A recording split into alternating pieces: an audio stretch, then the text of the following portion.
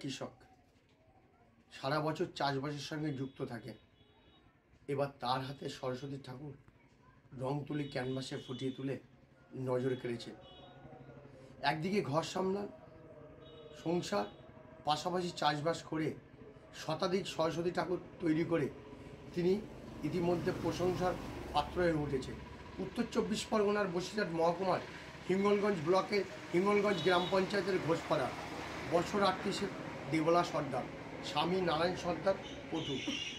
স্বামী সারা বছরে দুর্গা ও কালী ঠাকুর তৈরি করেন, আর তিনি একেবারে সম্পূর্ণ আলাদা। বছরে এই দিনটা অপেক্ষা করে থাকেন সরস্বতী ঠাকুর তৈরি করার জন্য।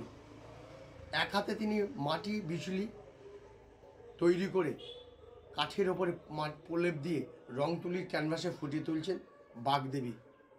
আমার বিয়ের আগে তো আমি কোনোদিন করিনি, বিয়ের পরে এই প্রায় 35 বছর করছি। ওই স্বামী করে, স্বামীর সঙ্গে সঙ্গে দেখি এখন শিখে গেছি। মোটামুটি এখন আমি সব কিছু করতে পারি। আবার মাঠে চাষবাসও আছে, সব কিছু করি। তারপর সংসারে কাজকর্ম, রান্না বাড়া সব কিছু করি, তারের মধ্যেই আমি আবার এই ঠাকুর তৈরি করি।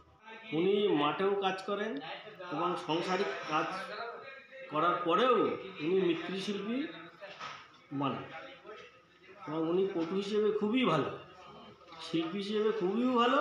সবই প্রতিমা, দুর্গা, কালী, সরস্বতী, বিশ্বকর্মা সব প্রতিমা বানানো হয়। কোথায় কোথায় যায় এটা? আমাদের এই গ্রাম বাংলায় সব খেলাবে।